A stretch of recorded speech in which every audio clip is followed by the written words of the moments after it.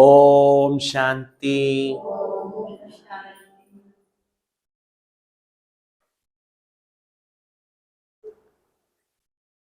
ఓం శాంతిలో మనశ్శాంతి ఉంది, ప్రకృతి శాంతి ఉంది, విశ్వశాంతి ఉంది.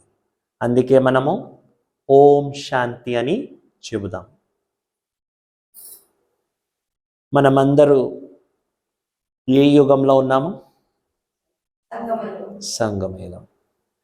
సంగమ యుగంలో ఉన్న వాళ్ళ మనస్సులో ఏ యుగం ఉండాలి? సత్యుగం. కంప్లీట్గా ఉందా సత్యుగం? కంప్లీట్గా ఉందా సత్యుగం? సంగమ యుగంలో ఉన్న వాళ్ళ మనస్సులో ఏ యుగం ఉండాలి? సత్యుగం ఉండాలి. మనస్సులో ఏ యుగాన్ని మనము స్మృతి చేస్తామో ఆ యుగము మనకు రచన అవుతుంది. అందుకే సంకల్పంతోనే సృష్టి మారుతుంది అని చెప్తారు. మనకు బాబా ప్రతిరోజు మురళిలో చెప్పేది, ఒక కంటిలో ముక్తిధామాన్ని చూడండి, మరొక కంటి ద్వారా జీవన్ముక్తిధామాన్ని చూడండి అని. సత్యయుగము మనకు కనపడుతూ ఉంది అంటే మన మనస్సులో సత్యుగం ఉంది, స్వర్గం ఉంది. ఈ ప్రపంచంలో స్వర్గము వస్తుందా లేదో మనం తేవాలా? ఎవరెవరు తేవాలి అంటారు? తేవాలా కదా. అదంతకదే వస్తుందా కదా? అదంతకదే రాదు కదా. అదంతకు రావాలా అంటే సత్యుగం ఎక్కడ ముందుగా స్థాపన కావాలా? ఎంతోమంది బాబా పిల్లల్ని అడుగుతుంటారు. బాబా పిల్లలు కూడా ఈ క్వశ్చన్ వేసుకుంటూ ఉంటారు, ఇంకా ఎన్ని రోజులప్పా సత్యుగం వచ్చేది, ఇంకా ఎన్ని సంవత్సరాలు పడుతుంది? అదేం వచ్చేందుకు కాళ్ళు లేదు దానికి నడుచుకొని రావడానికి. మన లోపల మనస్సులో సత్యుగము వస్తే మళ్ళీ ప్రపంచంలో సత్యుగం వస్తుంది. అందుకే బాబా మనకు ప్రతిరోజు కూడా నన్ను మాత్రమే స్మృతి చేసేది కాదు, నేను ఇచ్చే వారసత్వాన్ని కూడా స్మృతి చేయాలి అని చెప్తాడు. బాప్ ఔర్ వర్సేకో యాద్ కరో అని ఎందుకు చెప్తాడు?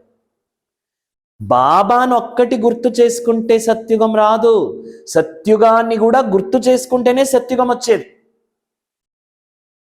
సత్యయుగము బయట ముందుగా స్థాపన కాదు, ముందుగా మన మనస్సులో స్థాపన కావాలి. సత్యయుగములో ఉన్న వాళ్ళ గుణాలు ముందు మన లోపల జాగృతం కావాలి. అందుకే కదా మనం ఇంత పురుషార్థం చేయాలి, ఇంత తపస్సు చేయాలి, ఇంత జ్ఞానాన్ని మనము అర్జన చేసుకోవాలి. ఇంతంతా కూడా మనం ఎందుకు విశేషమైన సాధన చేస్తామంటే లోపల సత్యుగాన్ని స్థాపించుకోవాలి. ఎప్పుడైతే బాబాకి కావలసిన 9 లక్షల మంది మనస్సులో సత్యుగం స్థాపన అవుతుంది, స్థిరంగా స్థాపన అవుతుంది, అప్పుడు బయట సత్యుగం వస్తుంది. కొంతమంది అంటారు, సత్యుగానికి కావాల్సిన ఆత్మలు వచ్చేసారు కదా, 9 లక్షలే కదా కావాల్సి ఉండేది, మరి సత్యుగం వచ్చేయచ్చు కదా. బాబా జ్ఞానం విన్న వాళ్ళు ఉండొచ్చు 9 లక్షల పైన, కానీ 9 లక్షల మంది మనస్సులో సత్యుగం స్థాపన ఇంకా కాలేదు. ఇంకా కలియుగమే ఉంది, ఇంకా కలియుగం గుణాలే ఉన్నాయి, ఇంకా కలియుగ సంస్కారాలే ఉన్నాయి, ఇంకా కలియుగం యొక్క బలహీనతలే ఉన్నాయి. మరి ఎట్లా బయట సత్యుగం వస్తుంది? నేను ఎప్పుడు ఎవరన్నా ఈ క్వశ్చన్ అడిగితే నేను ఒకటే చెప్తాను. ఇప్పుడు ఇక్కడ ఈ ప్రపంచంలో క్రికెట్ మ్యాచ్లో ఎలా 2 టీం ఉంటారు కదా, అలా 2 టీం ఉంది. ఒకటి కలియుగం టీం, ఇంకొకటి సత్యుగ టీం. మీరు ఏ టీంలో ఉన్నానో అని అడుగుతాను. మేమంతా సత్యుగ టీంలో ఉన్నామో అంటారు. పక్కానా అంటాను. అవును పక్కా అంటాడు. అప్పుడైతే రోజులో ఎన్నిసార్లు అప్సెట్ అవుతారు అంటాను. అవుతూ ఉంటాము అంటారు. మరి మీరు రోజులో అప్సెట్ అవుతూ ఉంటే ఎవరికి పాయింట్ ఇచ్చినట్లు? కలియుగ టీంకా సత్యుగ టీంకా? ఎవరికి గెలిపించినట్టు? నేను ఎన్నిసార్లు ఈ ఒక కలియుగం సంస్కారాలకి వశమవుతూ ఉంటానో ఏ టీముకు పాయింట్ ఇస్తా ఉన్నాం మనం? ఏ టీంకి మనము గెలిపించడానికి మనం అందరూ కూడా స్కోర్ చేయిస్తా ఉన్నాం? కలియుగ టీంకి. ఉండేదేమో సత్యుగ టీంలో, అయితే స్కోర్ చేస్తుండేదేమో సత్యుగ టీంకి. సత్యుగ టీంని మనం మర్చిపోయి కలియుగ టీంకు పాయింట్ ఇచ్చేస్తున్నాం. ఎందుకు? ఎందుకంటే లోపల ఇంకా కలియుగ సంస్కారం పోలేదు. ఏ రోజు 9 లక్షల మంది మనస్సులో కలియుగ టీం వెళ్ళిపోవాలి, సత్యుగ టీం నిలబడాలి. ముందుగా 8 మంది పాస్ అయిపోయారు, వాళ్ళు ఇంకా ప్రత్యక్షత కాలేదు, కాసుకొని ఉన్నారు. 108 మంది ఇంకా కలియుగ టీంను కంప్లీట్ గా మనస్సు నుంచి వాష్అవుట్ కాలేదు.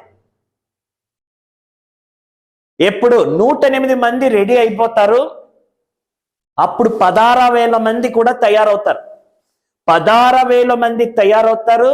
9 లక్షల మంది మనస్సులో సత్యుగ సంస్కారం కంప్లీట్ గా జాగృతం అవుతుంది. అక్కడ సత్యుగం అవ్వడానికి ఒక్క క్షణం చాలు.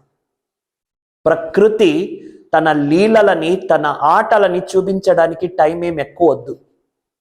ఒక్క తత్వము ఎంటైర్ ప్రపంచాన్ని తన కంట్రోల్లో తీసుకునేది మనమంతా చూసాం. వాయుతత్వం. ఏ రోగంతో? కరోనా. ఒకే తత్వము ఎంటైర్ ప్రపంచాన్ని తన ముష్టిలో పెట్టుకునింది. మరి 5 తత్వాలు ఏకమవుతే ఏ రకంగా ఉంటుంది ప్రపంచం పరిస్థితి? యోచన చేయండి.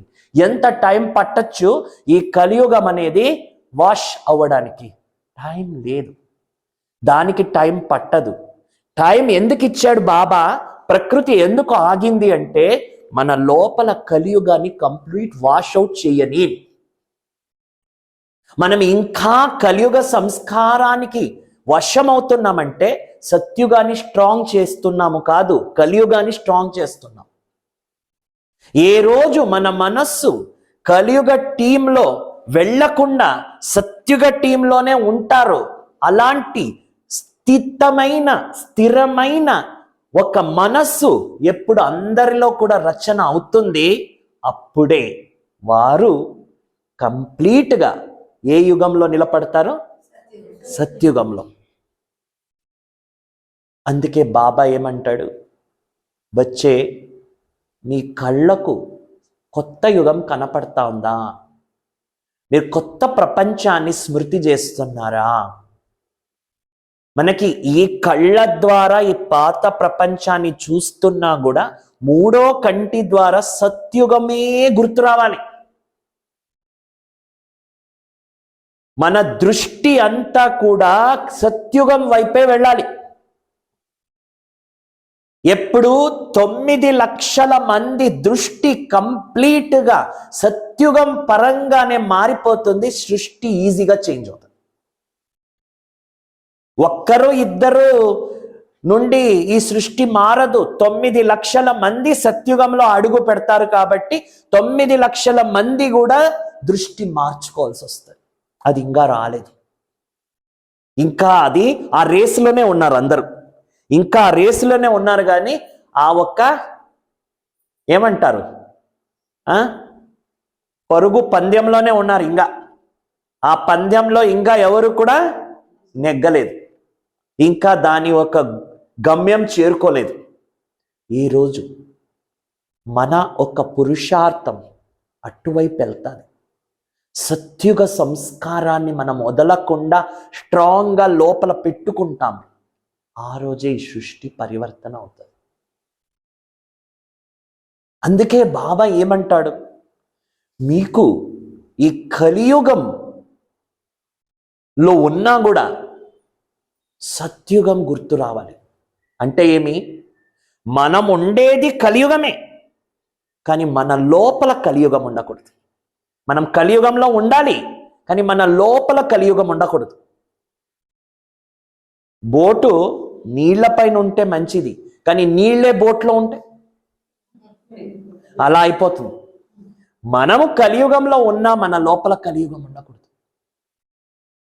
కలియుగం అంటే కలహాలు, క్లేశాలు, దుఃఖాలు, చింతలు, బాధలు, వ్యర్థ చింతన, పరదర్శన, పర చింతన, పరమతము, ఈర్ష, ద్వేషము, ప్రతీకారము, కామము, క్రోధము, లోభము, మోహము, అహంకారము, ఇవన్నీ కూడా కలియుగం.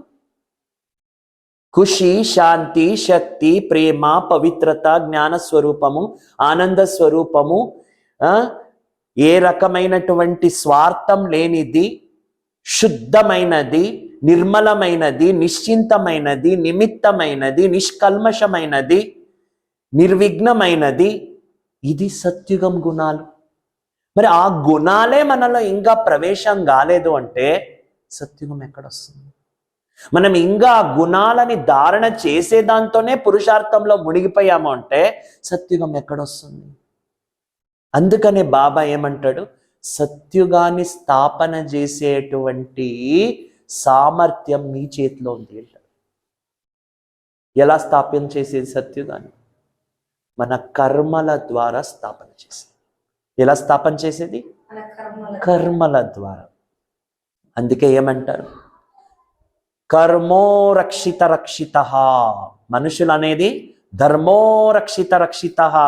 మీరు ధర్మాన్ని కాపాడండి, ధర్మం మిమ్మల్ని కాపాడుతుంది.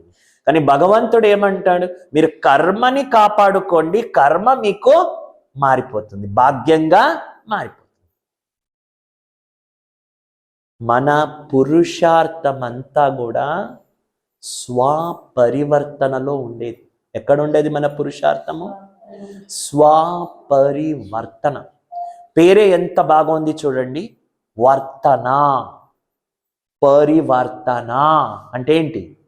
పరి అంటే ఫరిష్టలు, వర్తన అంటే మన ఆచరణలు. మన ఆచరణలు ఫరిష్టల్లాగా ఉంటుంది అంటే లైట్గా ఉంటుంది, కర్మలంతా తేలిగ్గా ఉంటుంది, వికర్మలు ఉండదు, నెగిటివ్ కర్మలు ఉండదు అంటే అది పరివర్తన. ఆ పేరులోనే జ్ఞానం ఉంది. మనమేమనుకుంటాం పరివర్తన అంటే మారేది. బాబా ఏమంటాడు, మీరు మారేది కాదు, మీరు రియాలిటీలో ఒరిజినల్లో ఏది ఉన్నారో దానిలో మీరుగా ఉండేదే పరివర్తన. నేను కాని రూపాన్ని నేను అనుకుంటున్నాం, నేనైన రూపాన్ని నేనని అనుభవం చేసేదే పరివర్తన. ఇంకేంటి? మన ఆత్మ సంస్కారం ఏమిటి? ఖుషి, శాంతి, శక్తి. ఇది నిర్జమైన సంస్కారం. మన సంస్కారంలో మనం ఉండేదే కదా పరివర్తన. ఇంకేంటి పరివర్తన అంటే? డ్రెస్ మార్చుకొని, వేషం మార్చుకొని, భాష మార్చుకొని, మరి ఉద్దేశం మారిపోతే పరివర్తన కాదు. స్మృతి మార్చుకొని స్థితిలో ఉండడమే పరివర్తన. ఏమిటి పరివర్తన అంటే? స్మృతి మార్చుకొని స్థితిలో ఉండేది పరివర్తన. ఆ పరివర్తన కోసమే ఇంత మనము లోపల నుండి మననం చేయాలి. జ్ఞానం వినేది కాదు, మననం చేసే వరకు స్మృతి మారదు. జ్ఞానం పరిస్థితులు వచ్చేటప్పుడే స్థితి పైన ధ్యాస ఉండాలి. పరిస్థితి అనేది పేరే చెప్తుంది, అది మీ స్థితి కాదు. మీ స్థితిని మీరు మర్చిపోతే పరిస్థితి ప్రభావం వస్తుంది. పరిస్థితి ప్రభావం మన పైన పడకూడదు అంటేనే మన స్థితి పైన ధ్యాస. స్థితి పైన ధ్యాస అంటే స్మృతి పైన ధ్యాస. స్మృతి పైన ధ్యాస అంటే లోపల ఆత్మ తన జ్ఞానాన్ని ఎంత రిసీవ్ చేసుకుంటుందో అంత స్మృతి మారుతుంది. ఆ స్మృతి మారడానికే మనము మననం చేయాలి, జ్ఞానాన్ని చింతన చేయాలి, జ్ఞానాన్ని మంతన చేయాలి, జ్ఞానాన్ని. బాబా అప్పుడు పరిస్థితి ఎదుర్కొనేది ఏమి లేదు, పరిస్థితులు మనల్ని టచ్ చేయదు. పరిస్థితి ఉంటాయి, పరిస్థితి టచ్ చేయదు. పరిస్థితి టచ్ చేయలేదు అంటే మీరు పాస్ అయినట్టే. మీ లోపల ఉండే శక్తి మీరు డిశ్చార్జ్ చేసుకోరు. మీ లోపల ఉండేటువంటి ఒక స్మృతి మీరు విస్మృతి చేసుకోరు అంటే పరిస్థితిలో పాస్. ఇప్పుడు నేను వెళ్తూ ఉన్నాను, ఎక్కడో ఒక దగ్గర రైన్ కోట్ వేసుకొని ఉన్నాను, వాటర్ ప్రూఫ్. వాటర్ పడకుండా ఉండేది ఏం కాదు, వాటర్ పడతా ఉంది కానీ నేను తడవలేదు అంటే వాటర్ ప్రూఫ్. అలానే బాబా ఏం చేస్తున్నాడు మనకి? పరిస్థితుల ప్రూఫ్. పరిస్థితుల పైన మీ స్థితి ఉండాలి అంటాడు. అంటే ఒక్క పరిస్థితి మన దగ్గరికి వచ్చినప్పుడు దాన్ని చూసే దృష్టి మార్చుకోవాలి. దృశ్యాన్ని మార్చేది కాదు, దృష్టిని మార్చుకోవాలి. మనం ఏం చేస్తాం? దృశ్యాన్ని మార్చేకెళ్తాం. ఇది ఇలా ఉండకూడదు, అది ఇలా ఉండకూడదు, వీళ్ళు ఇలా ఉండకూడదు, వాళ్ళు ఇలా ఉండకూడదు, అది ఇలా కాకూడదు, ఇది అలా కాకూడదు, ఇది మంచిది కాదు, అది మంచిది కాదు, వీరు మంచోళ్ళు కాదు, వాళ్ళు ఇది దృశ్యం మార్చే ప్రయత్నం. బాబా మనకు చెప్తుండే దృశ్యాన్ని మీరు ఎలా మారుస్తారు? దృష్టిని మార్చుకోండి. దృష్టి మారాలా అంటే స్మృతిని మార్చుకోండి. స్మృతి మారాలా అంటే లోపల జ్ఞానాన్ని బాగా ఆత్మకు రివైజ్ చేయండి. చింతన చేయండి జ్ఞానాన్ని. తిన్న భోజనము జీర్ణం కాలేదు అంటే అది రక్తంగా ఎలా మారుతుంది? వమిట్ అయిపోయింది అంటే అది బాడీ లోపల రిసీవ్ చేసుకోలేదు అనే కదా అర్థం. అలానే మనం జ్ఞానం వింటున్నాం, కానీ జ్ఞానాన్ని చింతన చేయలేదు అంటే ధారణ కాలేదు. ధారణ కాలేదు అంటే స్మృతి మారదు. స్మృతి మారకపోతే దృష్టి మారదు. దృష్టి మారకపోతే స్థితి మారదు. స్థితి మారకపోతే పరిస్థితి పెద్దగా అనిపిస్తుంది. మీకు ఒక చిన్న ఎగ్జాంపుల్ ఇస్తాం, మీకు అర్థం అవుతుంది. ఒకసారి మధుబన్లో ఈ నీళ్లు బయట నుండి తెచ్చేసేటువంటి డిపార్ట్మెంట్లో ఒక ఇద్దరు అన్నయ్యలు ట్రక్కుల్లో నీళ్ళు ఎప్పుడు తెచ్చేసేవారు. వాళ్ళు ఒకరోజు నైట్ 10:30-11 గంటలకు వచ్చారు శాంతివనానికి. అందరూ కూడా పడుకునేసి ఉంటారు కదా. బండారికి వెళ్ళారు. బండారికి వెళ్ళినప్పుడు ఇద్దరికూ ఆకలి అవుతోంది. ఇద్దరు కూడా పాపం అలిసిపోయి వచ్చారు. అక్కడ రొట్టె చపాతీ ఏమన్నా ఉందా అని ఎతికారు. అందులో ఇరిగిపోయిన ముక్కలు, కొద్దిగా అలా ఇలా గోకిన ఒక సాంబార్ దాలు ఉంది. ఒక అన్నయ్య అలిగి, అయ్యో ఏమో ఇక్కడికి వచ్చా నేను, కనిష్టం 2 రొట్టెలు తినే కూడా నా దగ్గర లేదు అని అలిగి వెళ్ళిపోయాడు. ఆ పరిస్థితిని చూసి అలిగి వెళ్ళిపోయాడు. ఇంకొక అన్నయ్య, నేను ఇప్పుడే ఫ్రెష్ అయ్యేస్తాను అని వచ్చి ప్రేమతో ఒక తట్ట తీసుకుని 2 ముక్కలు తీసుకుని ఆ ఉన్నదంతా కూడా దాలు గోకి పెట్టుకొని, బాబా నీకు ఎంత ప్రేమ నా పైన, నేను తుంచుకునేంత కూడా నాకు కష్టం పెట్టకుండా నువ్వు ఎంత బాగా నా నోటికి అందేలాగా నువ్వేం చేసావో నా కోసం తుంచి పెట్టావు బాబా. ఆఖరికి ఏ రకంగా కృష్ణుడు ఎలా చేశాడు, ఒకే ఒక మెతుకు తిని ఏం చేశాడు, బ్రాహ్మణులందరిది కడుపు నిండిపోయి వాళ్ళు రాకుండా తృప్తి అయ్యి వెళ్ళారు కదా. ఆ రకంగా నన్ను తృప్తి చేసేందుకు నీ ప్రేమని ఈ రకంగా చూపించావు బాబా అని బాబాకి శుక్రియా చెప్పి తిని ప్రశాంతంగా పడుకున్నాడు. ఒక్కడేమో తిట్టి అలిగి పడుకున్నాడు. ఇప్పుడు ఇద్దరికి పరిస్థితి ఒకటే కదా. ఇద్దరి ముందు వచ్చిన సీన్ ఒకటే కదా. కానీ ఒక వ్యక్తి దానిలో ఏం చూశాడు? దాంతో పరిస్థితిని చూశాడు. పరిస్థితిని చూసి ఏమయ్యాడు? ప్రభావంలో వచ్చాడు. ఇంకొక వ్యక్తి ఏం చూశాడు? భగవంతుని స్మృతిలో వచ్చాడు. ఆ చూసే దృష్టిని మార్చుకున్నాడు. అప్పుడు అతనికి అది పరిస్థితి ఎలా అనిపించింది? చాలా సంతోషం అనిపించింది. స్మృతి అయిపోయింది. అంటే పరిస్థితి ఒకటే ఉన్నా కూడా సీన్ చేంజ్ కాలేదు, కాకపోతే దృశ్యం చేంజ్ అయిపోయింది.